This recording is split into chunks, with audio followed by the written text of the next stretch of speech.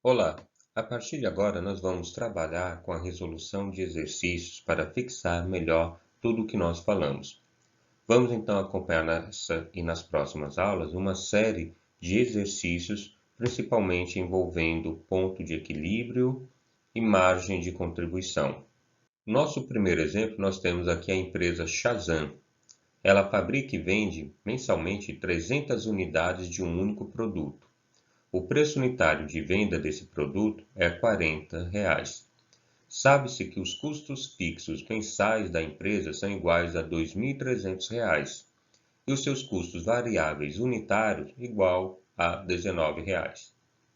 A empresa possui dívida no montante de R$ 10.000, sobre as quais incide uma taxa de juros mensal igual a 6%. Calcule os graus de alavancagem da empresa, supondo variações positivas e negativas da venda iguais a 20%. O procedimento consiste em primeiro a gente montar essa pequena tabelinha. Nessa tabela nós vamos colocar aqui os dados principais que aparecem na DRE, na demonstração do resultado do exercício dessa empresa. Após montado então essa tabelinha com base na DRE, vamos começar o preenchimento. Vamos trazer então lá do exercício as informações que nós precisamos para esse preenchimento. Começando aqui com as receitas. Nós vimos que a receita dessa empresa é de R$ 12.000. Já seu custo fixo, R$ 2.300.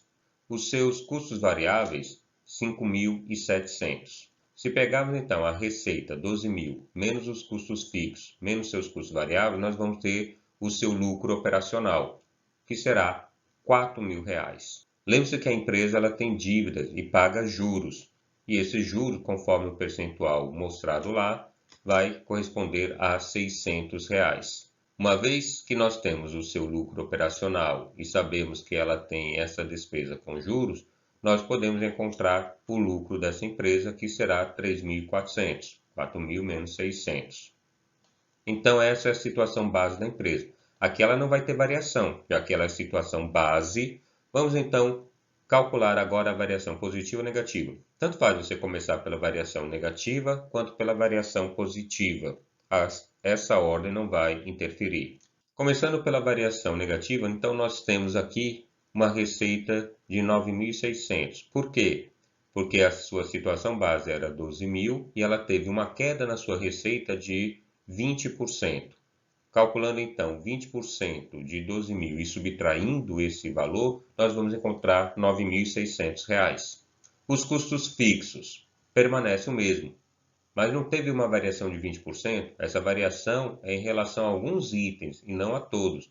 O nome já diz custo fixo, portanto ele é fixo, nós só fazemos repetir.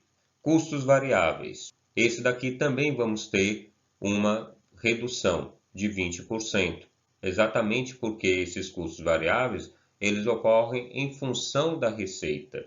Como houve uma diminuição na receita, nós vamos ter também uma diminuição nesses custos. Conhecida então a receita e os seus custos, ao proceder a essa operação matemática, vamos encontrar um lucro operacional de 2.740. A empresa paga juros, esses juros continuam o mesmo valor, ele não vai ter uma redução, pois esses juros são independentes da receita. Pegando, portanto, 2.740 menos os juros de 600, vamos encontrar um lucro de 2.140. Essa redução de 20%, ao compararmos a situação base e em relação ao lucro, nós vamos encontrar uma variação de 37,06%. Assim conhecemos a primeira situação da empresa. Vamos calcular agora se a empresa passasse por uma situação positiva de crescimento ou aumento das suas receitas. De 12.000, com um crescimento de 20%, passará para 14.400. Os custos fixos permanecem o mesmo, não se alteram. Os seus custos variáveis vão aumentar em 20% também, pois acompanham o crescimento da receita. E 14.400 menos esses dois custos vai nos dar um lucro operacional. Os juros permanecem os mesmos, são independentes da receita. Tendo, portanto, 5.260 menos 600, teremos um lucro de 4.660.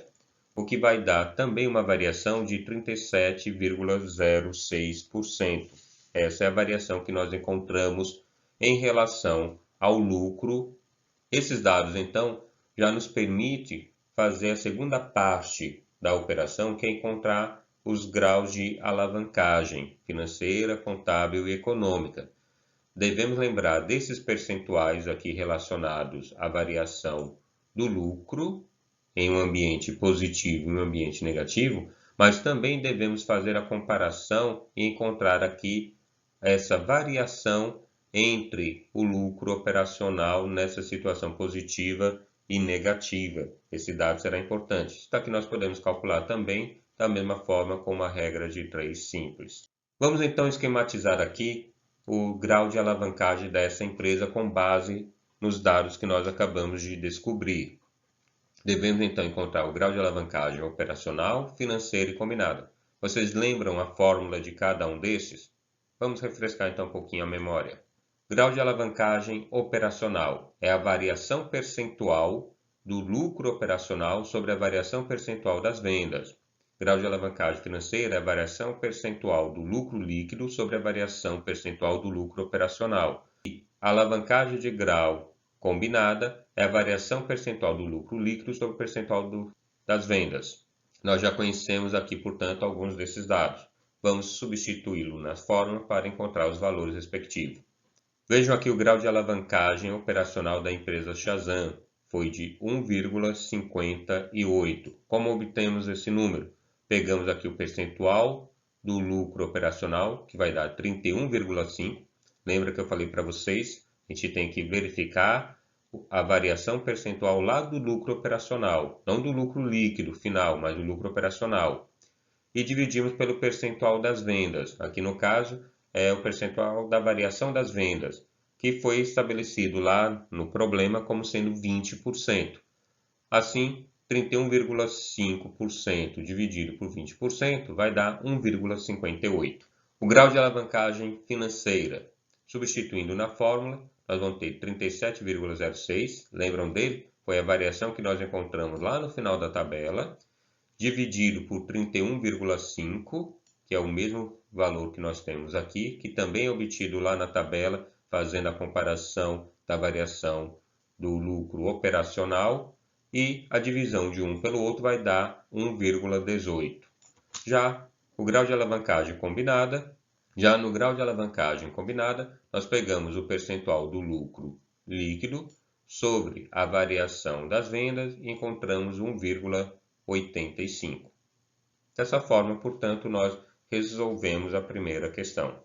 Vejamos uma segunda questão, um pouquinho mais simples. Diz o seguinte: dos demonstrativos contábeis e financeiros da empresa Bond Breck foram extraídas as seguintes informações: custos fixos anuais iguais a 25 mil e custo variável unitário igual a 32. Se o preço de venda da empresa é igual a 57, qual a quantidade do ponto de equilíbrio contábil da empresa? Portanto, na questão anterior, nós verificamos o grau de alavancagem. Agora, essa questão está pedindo o ponto de equilíbrio contábil da empresa. Como devemos proceder esse cálculo? Relembrando a fórmula do ponto de equilíbrio contábil, diz que é o custo fixo dividido pelo preço de venda menos o custo variável. Custo fixo ele diz que é 25 mil. Preço de venda nós temos aqui 57. E o custo variável unitário igual a 32. Substituindo, portanto, esses valores na fórmula, vamos encontrar o seguinte: 25 dividido por 57 menos 32. O resultado disso dará 1.000 unidades. Portanto, o ponto de equilíbrio contábil é 1.000 unidades.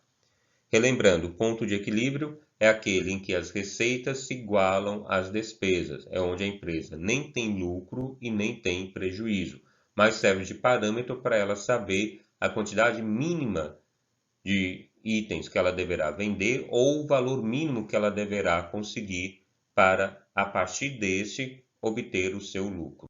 Uma outra questão: os custos mensais da Gold Quality são estimados em 600 por mês. Sabe-se que a margem de contribuição da empresa é de aproximadamente 48% do preço de venda. Qual o valor das vendas no ponto de equilíbrio contábil? Relembrando a fórmula do ponto de equilíbrio contábil, nós temos o preço vezes os gastos fixos sobre o preço menos os gastos variáveis unitários. Extraindo, portanto, essas informações do problema, nós vamos ter o seguinte: 57, que é o preço do produto, vezes 25.000, que é o gasto fixo, dividido por 57, que é o preço, ele se repete, menos 32, que é o gasto variável unitário. Procedendo à operação matemática, vamos encontrar aqui um ponto de equilíbrio contábil em valores, sendo 57 vezes 1.000, que nos dará 57.000. Portanto, esse é o valor das vendas que a empresa deverá ter no seu ponto de equilíbrio contábil. Nesse momento, a empresa não está tendo nem lucro, nem prejuízo. Ela precisa ter uma venda maior que 57.000 para começar a pensar em ter os seus retornos. Vejamos um último exemplo. Alguns gastos anuais da fábrica de relógio Cuco estão apresentados na tabela seguinte. Sabe-se que no ano analisado, as vendas da empresa foram iguais a 40.000 unidades, comercializadas unitariamente por 220. Para poder criar e manter a empresa, os sócios investiram cerca de 4 milhões, pois desejam remuneração anual em torno de 28%. Com base nos números fornecidos, pede-se para estimar em quantidade o ponto de equilíbrio contábil, financeiro e econômico. Os dados apresentados são esses aqui. Nós temos aí aluguel industrial, 480.000, depreciação fabril, 560, materiais direto, 1.520.000, salários supervisores, 120.000, mão de obra direta, 1.640.000, outros custos indiretos, 480.000. Para podermos encontrar a resposta para essa questão, devemos, em primeiro lugar, proceder da seguinte forma: encontrar o gasto variável unitário. A partir desse gasto variável unitário, devemos, então, calcular a margem de contribuição unitária.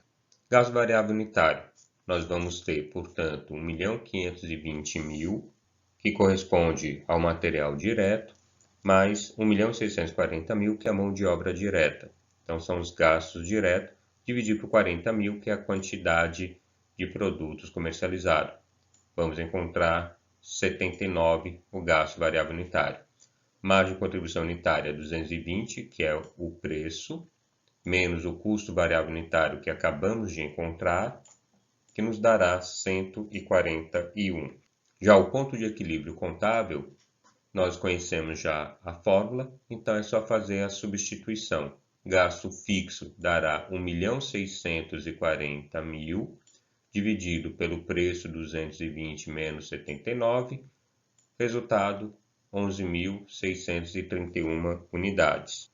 O ponto de equilíbrio financeiro, também já falamos dessa fórmula, fazendo a substituição, vamos ter, portanto, 1.040.000, que é o resultado da diferença entre o gasto fixo e o gasto fixo não direto, ou gasto fixo indireto, ou custo indireto, dividido pelo preço menos o gasto variável unitário, que vai dar, portanto, ao final, 7.660 unidades. E por último, temos aí o ponto de equilíbrio econômico. Nessa sua fórmula, nós vamos ter aqui o RCP, que é o retorno do capital próprio. Lá no problema, nos é dito que os sócios investiram 4 milhões e esperam ter uma taxa de retorno de 28%. Então, se pegarmos os 4 milhões vezes os 28%, vamos encontrar exatamente 1.120.000, mais os gastos fixos que nós já conhecemos aqui, 1.640.000, dividido pelo preço, 220, menos o gasto variável unitário, 79. A soma desses dois vai dar 2.760.000 dividido por 141. Resultado, vamos ter aqui 19.574 unidades. Nas próximas aulas, nós faremos mais exercícios. Até lá!